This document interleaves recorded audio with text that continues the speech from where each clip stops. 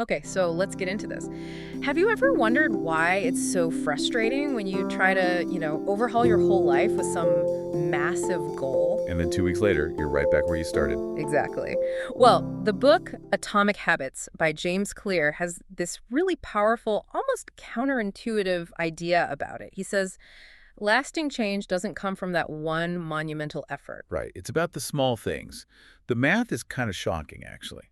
Just a 1% improvement every day means you're something like 37 times better after a year. That's not just motivation, that's compounding. It's math. It is.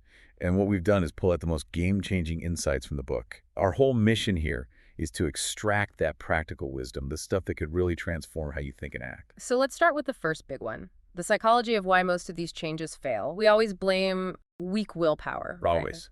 But Clear argues it's usually not that. It's a weak identity. A weak identity. What does that actually mean? It's the core principle of the book. Instead of focusing on an outcome, like say, I want to read 20 books this year, Okay, a classic goal. a classic goal, you focus on the identity, Okay. I am a reader, and then you just start building habits that align with who a reader is. So every small action, like just carrying a book with you, or maybe reading for 5 minutes, that's like a vote. That's his exact term. It's a vote for the person you want to become. And each vote strengthens that identity, making it more real. It's not just a metaphor. It's about reinforcing that self-image. So you start asking yourself a different question. Exactly. You ask, what would a reader do right now? Or what would a healthy person do? It reframes the choice immediately. That makes so much sense. So identity is the target, but what's the mechanism behind it? I think about checking my phone just for a second and That then meant 20 minutes are gone. gone. You've just seen the habit loop in action. Every single habit follows this pattern. It's a 4-step framework.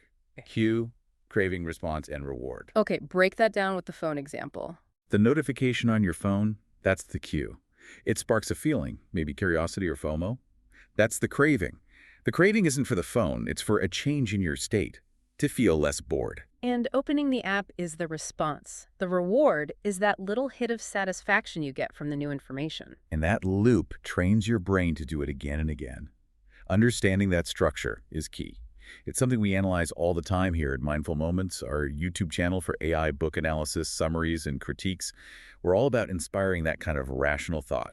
Which brings us to another, I'd say pretty controversial claim from the book. He says, and I'm quoting here, "You do not rise to the level of your goals, you fall to the level of your systems." That one really makes you stop and think, doesn't it? Your outcomes are just a lagging measure of your daily habits. Hold on, though. If we're just focused on systems, don't we still need goals? Where does the motivation to even start the system come from? That's a great question.